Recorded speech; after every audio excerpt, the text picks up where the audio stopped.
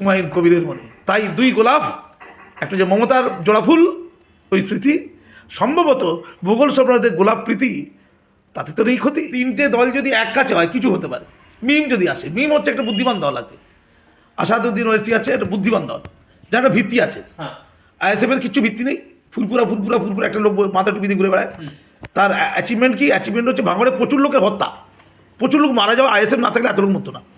ISF Trinamool মিলিয়ে যে পরিমাণ লোক এই বিধানসভার সময় মারা গেছে, নওশাদ এমএলএ থাকলে মারা গেছে, ভাঙড়ের ইতিহাস এত মারা যায়নি। লাভ কী হয়েছে? লাভ হচ্ছে শূন্য, উন্নয়ন কিছু হয়নি। মুখ্যমন্ত্রীর সাথে গোপন বৈঠক করার পরে কোনো টাকা চাইতে মুখ্যমন্ত্রী বৈঠক করলে আপনি গেল, ও তো মুখ্যমন্ত্রীর বিরুদ্ধে তো বিষোদ্গার করতে পারে, করছে। তার নাকি এমপি এমএলএ টাকাই নেই, খরচা করতে পারে, কিচ্ছু উন্নয়ন হয়নি, শূন্য। হাতে কি রইল? জিরো। আর কি রইল? পাতে কি রইল? Dead body. পাতে কি রইল? Dead body. হাতে রইল জিরো, পাতে রইল ডেড বডি, কিচ্ছু উন্নয়ন না।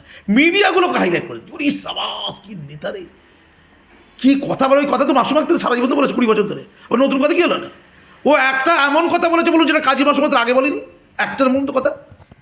কিন্তু আমাদের সমাজ হচ্ছে একটা এমন সমাজ, গুরুকে মানবে না।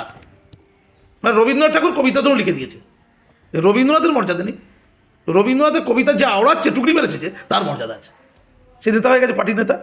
ব্যাপারটা ঠিক, এই হচ্ছে আমাদের। অবশ্যই আরেকটা আছে, ওইটা ভাই তোমরা ইতিহাস না পড়লে বুঝবে না। হ্যাঁ, মুঘল সম্রাটরা গোলাপকে খুব ভালোবাসত। বাবর নিজে গোলাপ ভালোবাসত। ছবির মধ্যে যে বাবর শাহজাহানের হাতের কাছে গোলাপ রাখা যায়, গোলাপ প্রেমের প্রতীক। দুটো গোলাপ মানে দুটো বউ নাকি না, দুটো গোলাপ মানে দুটো প্রেম। এই দুটোর মধ্যে কিন্তু দিদির জোড়া আছে, কাশফুল জোড়া, দুটো গোলাপ। এইটার মধ্যে যেমন দিদির সিম্বল আছে, আর গোলাপের মধ্যে মুঘল সাম্রাজ্যের একটা অনুভূতিকে জাগিয়ে তোলা হয়েছে। নবাব বাদশারা গোলাপের মধ্যে স্নান করতো, গোলাপে হাবুডুবু খেত।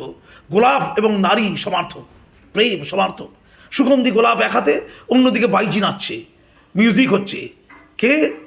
আকবর সম্রাট, আকবর দ্য গ্রেট, শাহজাহান। সমস্ত শ্রমিকের পয়সা লুট করে নিয়ে, শোষণ করে নিয়ে, প্রিয়তমা তুমি তোমার জন্য তাজমহল করে দিলাম, একটা তাজমহল হয়ে গেল। তারপর একটা কালো তাজমহল তৈরি করতে গেল। তখন তার ছেলে অরুজও ভাবলো বাবা সব শেষ করে দেবে রাজস্ব।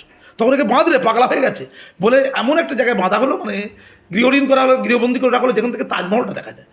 ছেলেকে বললো, বাবা তুমি আমাকে বন্দি করলে বটে, না বাবাও তুমি কালো তাজমহল তৈরি করে মানুষের জন্য যে রাজস্ব আদায় করেছো, তা মানুষের কল্যাণে ব্যয় তো না করে তোমার প্রেমের জন্য তাকে ব্যয় করে দিলে মানুষ, ভারতবর্ষের মানুষ তো না খেতে পেয়ে মরবে। বাবা তোমার মধ্যে প্রেমের প্রকরণ ঘটেছে, পাগলা হয়ে গেছে, তুমি প্রেম করে, তোমাকে বাঁধতে হবে বাবা, তোমাকে তো দড়ি দিয়ে বাঁধতে পারো না, তাই তোমাকে একটা সুন্দর ঘরে রেখে দিলাম। আর আমার বোন জেবুন্নেসা, তাকে তোমার দেখাশোনার দায়িত্ব দিলাম, সেই তোমার দেখাশোনা পরিচর্যা করবে। বললো বাবা তুমি একটা কাজ করে দাও, ওই এমন একটা ভালো পাথর এনে দাও, যে পাথরে আয়নার মতো ওই সমস্ত তাজমহলটা আমি রোজ দেখতে পারবো, ওটা আমার ভালোবাসার জায়গা। বাবা ঠিক আছে বাবা জান, তোমার আমি তাজমহলের জন্য একটা সুন্দর পাথর এনে দিলাম, যাতে প্রতিচ্ছবি পড়বে তাজমহলে, তুমি রোজ তাজমহলকে মন দিয়ে দেখো। পাশি তাজমহল থেকে বেশি দূর না, আমি গিয়ে দেখে এসেছি। তো তখন গোলাপের গল্পটা আছে, কিন্তু ও গোলাপ খুশবা, গোলাপ বাগ আছে কাশ্মীরে, জানেন তখন সব রাজা মহারাজারা ওই গোলাপ ফুলের পাশ দিয়ে প্রেম করতে করতে ছুটে যেত। পরবর্তীকালে শাম্মী কাপুর শর্মিলা ঠাকুরের হাত ধরে দিবানা হওয়া বাদাল বলে গান গিয়ে ছুটে গিয়েছিল।